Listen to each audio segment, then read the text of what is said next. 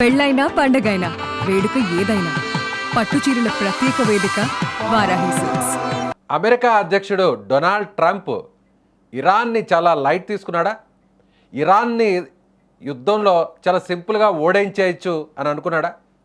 కానీ ఇప్పుడు ట్రంప్ పాచికలు ఎక్కడా పారలేదా?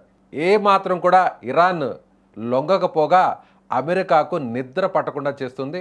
ఇప్పుడు నిజంగా ఇప్పుడు ట్రంప్ ప్రపంచ దేశాలన్నింటిలో ఏకాగ్గా మారాడా? నాటో దేశాలు ఇప్పుడు ట్రంప్ వెనక నిలిచే పరిస్థితి లేదా? స్ట్రైట్ ఆఫ్ హర్మోజ్ సెక్యూరిటీ అంతా బాధ్యత ఇప్పుడు అమెరికా మీద పడిందా? ఇరాన్ ఇప్పుడు నెక్స్ట్ టార్గెట్ ఇంటర్నెట్ కేబుల్స్ని కట్ చేయడమా? ఎస్, దీని గురించి తెలుసుకుందాం. మనతో పాటు ఉన్నారు retired army officer lieutenant general Ramachandra Rao గారు. సార్ నమస్తే. నమస్కారం అండి. నమస్తే సార్. సో ట్రంప్ ఇప్పుడు ఏకాక అయిపోయాడు అనుకోవచ్చా ప్రపంచ దేశాల ముందు? ఎస్, ఐ థింక్ మీరన్న పాయింట్ వెరీ వ్యాలిడ్ పాయింట్. ఎందుకంటే నాటో కంట్రీస్ మొదట్లో ఒకటో రెండు కంట్రీస్ డిఫరెంట్గా ఉండేవి, రైట్? ఫ్రాన్స్ ముందు మేము పూర్తిగా రాము, ఒక యుద్ధ నౌకను పంపిస్తాం, ఎయిర్ క్రాఫ్ట్ పంపించింది కూడా, పంపించామంది ఆల్రెడీ ఓన్లీ డిఫెన్స్ కోసం వాడచ్చు మీరు అన్నట్టుగా. యూకే ఏమో ముందు తన బేసెస్ అవి ఇవ్వనంది. దాంతో ట్రంప్ గారు కూడా యాజ్ యూజువల్ గొడవ చేశాడు. మీ తర్వాత ఎప్పుడైతే ఇస్తానన్నాడో మీ అవసరం మాకు అవసరం లేదన్నట్టుగా, ఏదో చిన్నపిల్లలు దెబ్బలాడుకున్నట్టుగా ఈ రెండు డెవలప్మెంట్స్ అయిన తర్వాత ఓవరాల్ యూరోపియన్ యూనియన్ కూడా కలిసి టోటల్ అందరూ కలిసికట్టుగా ఏంటంటే నేటో కంట్రీస్ అన్ని లిటరల్లీ టోల్డ్ సారీ, ప్రస్తుతానికి ఇమీడియట్గా మేము అఫెన్సివ్ అంటే యుద్ధానికి, డిఫెన్సివ్ వాటిలో ఇంకా డిక్లేర్ చేయలేదు, వెంటనే రెడీగా లేము, సంసిద్ధంగా లేము, మేము మాత్రం ఈ యుద్ధంలో ఈ స్ట్రెయిట్ ఆఫ్ హార్మోజ్ ఈ యుద్ధంలో పాల్గొనడానికి మేము రెడీగా లేవు అన్నట్టుగా చెప్పేశారు. సో దాంతో మీరు అన్నట్టుగా స్ట్రెయిట్ ఆఫ్ హార్మోజ్ దగ్గరికి వస్తే అమెరికా ఏకాకినే అవుతున్నట్టుగా కానీ క్లియర్ కట్గా కనిపిస్తుంది. ఎందుకు నాటో దేశాలు ఈ డెసిషన్కి ఎందుకు వచ్చాయనుకుంటారు? అంటే ఒక రకంగా చెప్పాలంటే ట్రంప్ అనాలోచిత నిర్ణయాల వల్ల ఇప్పుడు నాటో కూటమిలో బీటలు వచ్చాయనుకోవచ్చా? ముందు ముందు కూడా ఇదంతా సాఫీగా జరిగే పరిస్థితి ఉండకపోవచ్చా ఒక రకంగా?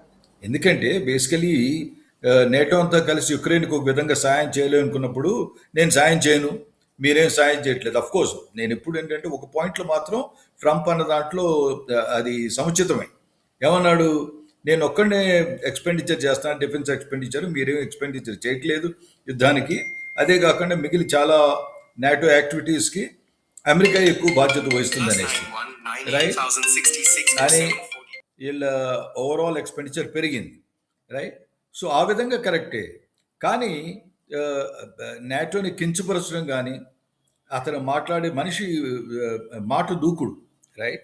సో ప్రైమ్ మినిస్టర్తో మాట్లాడటం కానీ, ప్రెసిడెంట్తో మాట్లాడటం కానీ, లైక్ జర్మన్ ఛాన్సలర్తో మాట్లాడటం కానీ, ఫ్రెంచ్ ప్రెసిడెంట్ మీద విమర్శలు కానీ, రైట్? ఇవన్నీ చూస్తే బేసికలీ ఏంటంటే తన సూపర్ పవర్ అన్న ధీమాతో, రైట్? సో నాటోకి టైమ్లీ ఎప్పుడైతే నాటో ఒక పాయింట్ ఆఫ్ వ్యూ ప్రకారం యుక్రెయిన్కి మద్దతు ఇంకా ఎక్కువ ఇవ్వాలనుకున్న టైంలో, రైట్, అతను నిలబడలేదు. కనుక అతను ప్రస్తుతం ఇమీడియట్లీ నేను అనుకోవటం ఏంటంటే నాటో ఖచ్చితంగా అతనితో రాజీ అవ్వదు. తర్వాత కొన్నాళ్ళ వరకు ఇంకా ఏమైనా డెవలప్మెంట్స్ ముందు వచ్చి ఒకవేళ ఏమైనా ఇంకా పరిణామాలు మారితే మట్టుకు, ప్రస్తుతం అయితే మట్టుకు నేను ఇమీడియట్గా అయితే క్లియర్గా చెప్పగలిగేది ఏంటంటే యూరోపియన్ యూనియన్ అనుకోండి, లేదా నాటో కంట్రీస్ అన్నీ కలిపి అనుకోండి, వాళ్ళు అమెరికాతో ఈ ఒక్క యుద్ధంలో స్ట్రెయిట్ ఆఫ్ హార్మోజ్లో సపోర్ట్ ఇస్తానికి మాత్రం నేను అనుకోవటం ముందుకు రారు. అంటే స్ట్రైట్ ఆఫ్ హార్మోజ్ సెక్యూరిటీ విషయంలో ఇక ఏ దేశాల్లో ఆ దేశాల్లో రక్షణ చూసుకోవాలి, అందరూ కూడా ముందుకు రావాలి, ఫ్లైట్ క్యారియర్స్ని తీసుకురావాలి, బలగాలను పంపాలి అన్నట్టుగా ట్రంప్ చేసినటువంటి పిలుపుని ఎవరు కూడా పట్టించుకోలేదు. ఇప్పుడు బాధ్యత అంతా కూడా అమెరికా మీద పడింది అనుకోవచ్చా? యా, క్లియర్గా బాధ్యత అంతా అమెరికా మీద పడినట్టు. అమెరికా ఆఫ్ కోర్స్ ఇజ్రాయెల్ ఉందనుకోండి, రైట్? బట్ ఈ రెండు దేశాలు తప్పితే మిగిలిన వాళ్ళతో నాకు ఎమ్మెల్యేగా ఏమి సూచనలు కనిపించట్లేదు. సో ఐ థింక్ ఏకాకి అయినట్టుగానే ఒక విధంగా మనం అనుకోవాలి. డైరెక్ట్గా ఒకవేళ అమెరికా ఇప్పటి వరకు కూడా ఒక ప్రకటన చేసింది, పరాయి దేశం మీద నేరుగా మిలిటరీ ఫోర్సెస్ని పంపేటువంటి అనాలోచిత నిర్ణయం ఇక చేయమోము. సో ఆఫ్ఘనిస్తాన్లో జరిగినటువంటి సంఘటనల వల్ల తర్వాత చాలా పరిస్థితులు మారాయనేటువంటి ప్రకటన చూసాం. ఇప్పుడు మళ్ళీ అమెరికాకు అలాంటి సిచ్యువేషన్ వచ్చిందనుకోవచ్చా ఇరాన్ విషయంలో? అమెరికా నేను అనుకోవటం ఏంటంటే అలా వచ్చినా సరే రెండు విషయాలు మనం అర్థం చేసుకోవాలి. ఫస్ట్లీ ఏంటంటే ట్రంప్ ఎలక్షన్ టైంలో ఖచ్చితంగా క్యాంపెయిన్లు ఏమన్నాడు, నో బూట్స్ ఆన్ గ్రౌండ్, నీ ఎక్కడ అమెరికా యుద్ధం చేసినా సరే అమెరికా సైనికుని తీసుకెళ్ళి ఇంకోళ్ళ దేశ భూభాగంలో కాలు మోపనున్నట్టుగా క్లియర్ కట్గా క్యాంపెయిన్ ఇచ్చాడు, రైట్? సో దాని గురించి వెనక్కి వెళ్ళటం అనేది కొంచెం యాక్చువల్గా క్యాంపెయిన్ ప్రామిసెస్ నుంచి వెనక్కి వెళ్తున్నట్టుగా. కానీ ఇఫ్ యూ గో బ్యాక్, మీరు అన్నట్టుగా ఆఫ్ఘనిస్తాన్లో ఎస్పెషల్లీ చాలా బాగా దెబ్బతిన్నారు. అదృష్టవశాత్తు కరెక్ట్ చనిపోయారు, టైంలో. చాలా నష్టం జరిగింది, చాలా ఖర్చు పెట్టారు. కానీ త్వరగా యాక్చువల్గా పారిపోయారు అనుకోలేం, కానీ ఒక విధంగా ఏంటంటే చాలా క్విక్గా అందరూ అనుకోని విధంగా, ప్రపంచం అంతా ఊహించని విధంగా సడన్గా క్లోజ్ చేసుకోవాల్సి వచ్చింది. క్లోజ్ చేసుకుని వెంటనే విడ్రా అయ్యారు, right? Though of course Trump Joe Biden మీద క్రిటిసైజ్ చేశాడు, ఇది సరిగా జరగలేదు అది ఇది అన్నట్టుగా. కానీ దాని తర్వాత ఆఫ్ కోర్స్ ఏయో కమెంట్ చేశాడు, మేము ఎయిర్ ఫీల్డ్ తీసుకుంటాం, అది తీసుకుంటాం, ఇది తీసుకుంటాం అని. కానీ ఏంటంటే యాక్చువల్గా అమెరికన్ ఆర్మ్ ఫోర్సెస్ అయినా సరే రియలైజ్ చేసినవి ఏంటంటే, కొన్ని దేశాల్లో ఏంటంటే ఇరుక్కుపోతే తిరిగి బయటపడటం కూడా కష్టమే, ఒకటి. రెండోది ఏంటి నేను అనుకోవటం ఏంటంటే, సైన్యులు కూడాను ఆ ఫీలింగ్ వస్తూ మొదలుపెట్టింది, మనం ఎందుకు యుద్ధం చేస్తున్నాం, మన దేశానికి ఇంటెలిజెన్స్ చీఫ్లు కూడా రాజీనామా చేసి బయటకు కూడా వచ్చిన పరిస్థితులు మనం చూసాం. కరెక్ట్. రీసెంట్ గా ఇప్పుడు పనిచేస్తున్న అతని పేరు కర్క్ ఏదో ఉంది, I don't remember the number exactly పేరు, రైట్? అతను రిజైన్ చేశాడు, ఇంటెలిజెన్స్ చీఫ్. కాబట్టి నెంబర్ 2 అతను. ఇప్పుడు వీళ్ళందరూ ఏంటంటే పర్పస్ అర్థం కావాలి. అతను రిజైన్ చేసింది ఇంకో కారణం. అతను రిజైన్ చేసింది ఏంటి, ఇరాన్ దగ్గర మనం అనుకున్నట్టుగా ఇమీడియట్గా ఇరాన్ మనల్ని కొడతానికి రెడీగా ఉంది అనే స్టేట్మెంట్లు ట్రంప్ ఇచ్చిన దానికి ఇండైరెక్ట్గా ఏమన్నాడు, ఇలాంటి సూచనలు నాకేం కనిపించట్లేదు.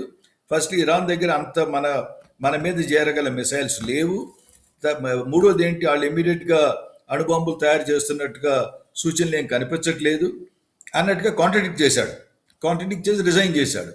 కనుక ప్రస్తుతం వాతావరణాలు చూస్తే ఓవరాల్ ఏంటంటే ట్రంప్ ఒక్కడే ఈ విధంగా ఆలోచిస్తున్నాడు, రైట్?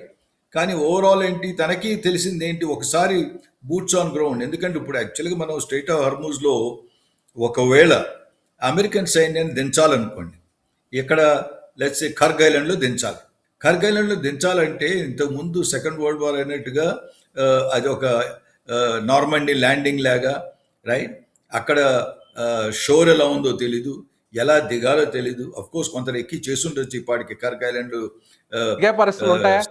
కర్గ్ ఐలాండ్ ని క్యాప్చర్ చేయాలని అమెరికా ప్రయత్నిస్తుంది. క్లియర్ గా కూడా ట్రంప్ మాట్లాడుతున్న తీరు, సో ఆ కదలికలన్నీ కూడా స్పష్టంగా కనిపిస్తున్నాయి. ఇప్పుడు అక్కడ ఆల్రెడీ దాన్ని క్యాప్చర్ చేసే పరిస్థితి ఉంటుంది, అక్కడ మిలిటరీ ఫోర్సెస్ దిగుతాయా? అంటే భయపెడుతున్నాడు. ఎంతమంది సుమారు 2500 సైనికుల్ని, వాళ్ళ అసాల్ట్ బ్రిగేడ్లోంచి 2500 సైనికుల్ని, జపాన్ ఉన్న వాళ్ళని యుఎస్ఎస్ ట్రిపోలి షిప్ని పంపించాడు.